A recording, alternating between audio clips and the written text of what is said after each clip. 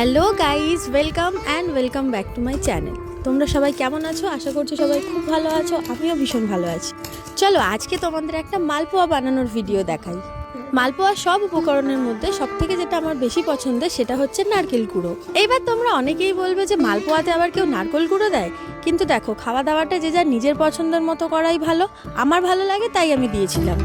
তারপর করে নিয়েছিলাম দুধ গরম করে নেওয়ার পর কিছু কলা ছাড়িয়ে সেগুলোকে আবার ব্লেন্ডারে ব্লেন্ড করে নিলাম। এখানে যেহেতু অনেক মালপোয়া বানানো ছিল তাই জন্য কলার পরিমাণটাও ছিল অনেকটা বেশি।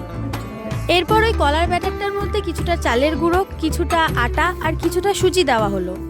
নারকেল গুঁড়ো, আটা, সুজি, কলার ব্যাটারটা, দুধ সব কিছুকে একসাথে মিক্স করে খুব ভালোভাবে ব্যাটারটা গুলতে হবে, যাতে একটাও লাম্পস না থাকে। একদম স্মুথভাবে ব্যাটারটা গুলতে হবে।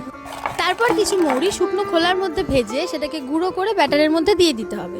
এখানে অনেকে গোটা মৌরিও দেয়, কিন্তু গোটা মৌরি আমার বড্ড মুখে লাগে, তার জন্য গুঁড়িয়েই দিয়ে দিয়েছিলাম। এরপর এই ব্যাটারটাকে কিছুক্ষণ ঢাকা দিয়ে রেখে দিলাম। যেহেতু সুজি দেওয়া ছিল তার জন্য ব্যাটারটা অনেকটা ফুলে গিয়েছিল। মালপোয়ার ব্যাটারে আমরা যে দুধটা দিয়ে ব্যাটারটা বানাই সেই দুধটা কিন্তু একটু ঠান্ডা হয়ে যাওয়ার পরেই দেওয়া ভালো। এরপর কড়াই সাদা তেল দিয়ে ভালোভাবে তেলটাকে গরম করে নিলাম। তেলটা ভালোভাবে গরম হয়ে যাওয়ার পর ওই ব্যাটার থেকে কিছুটা ব্যাটার তুলে তেলের মধ্যে গোল গোল আকারে ছাড়তে হবে। যদি গোল হাতা থাকে তাহলে তো খুবই ভালো। মালপোয়াটাকে গোল আকার করার জন্য কোনো ধরনের কোনো স্ট্রাগল করতে হবে না। দেখো প্রতিটা মালপোয়া কিন্তু খুব সুন্দরভাবে ফুলেছিল, কারণ ব্যাটারের পরিমাণগুলোর ওপরেই ডিপেন্ড করে মালপোয়াটা ফুলবে নাকি ফুলবে না। তারপর আমার সমস্ত মালপোয়া ভাজা কমপ্লিট হয়ে গেল। তো চলো আজকের ভিডিওটা এতটাই।